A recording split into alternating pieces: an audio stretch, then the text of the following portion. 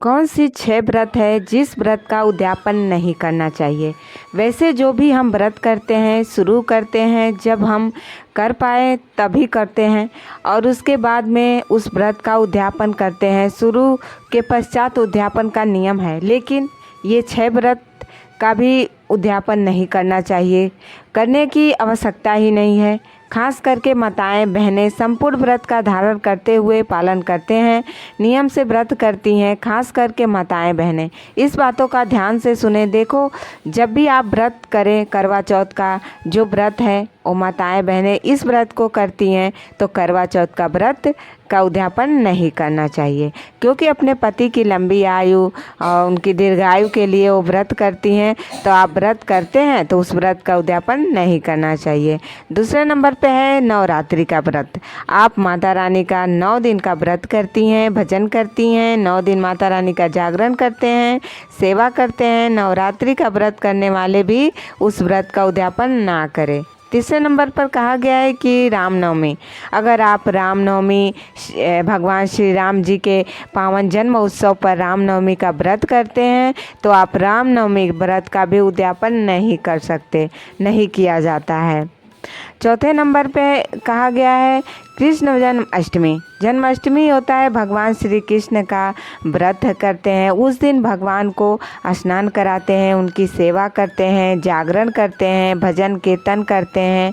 तो अगर व्रत कर रहे हैं, उपासना करते हैं तो कृष्ण जन्माष्टमी के व्रत का भी उद्यापन नहीं करना चाहिए। 5वें नंबर पर है शिव महारात्रि। शिव महारात्रि का व्रत।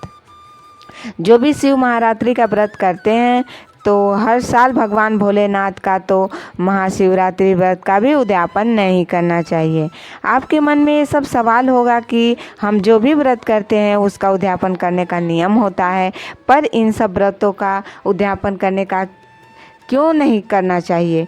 तो ये जो व्रत है त्योहारों में जुड़ा जाता है, क्योंकि हम भगवान श्री कृष्ण श्री राम जी का जन्म उत्सव बहुत धूमधाम से मनाते हैं, इसलिए इस सब व्रतों का उद्यापन नहीं करना चाहिए। रामनवमी, शिव महारात्रि, करवा चौथ, नवरात्रि ये सब त्यौहार हैं। जन्म अष्टमी के लिए हम इन सब व्रतों का उद्यापन नहीं करना चाहिए।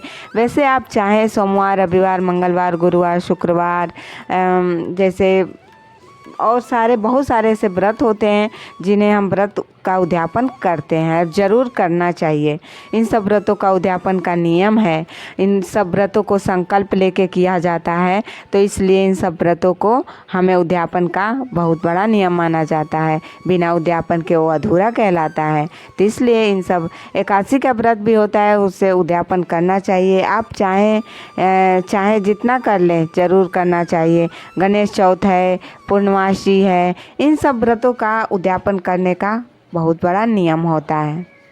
तो इन सब नियमों का हम पालन करते हुए बाकी सब व्रतों का उद्यापन करते हैं, और ये जो 5 व्रत हैं इनका उद्यापन नहीं किया जाता है।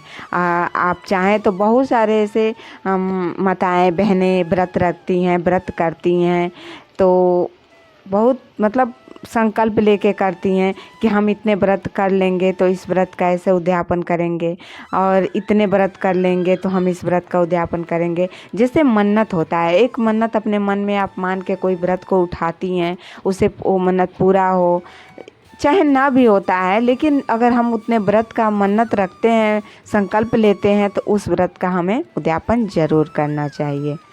तो वीडियो अच्छी लगी हो तो चैनल को लाइक और सब्सक्राइब ज़रूर करें। मिलते हैं अगले वीडियो में एक नई जानकारी के साथ। जय माता दी।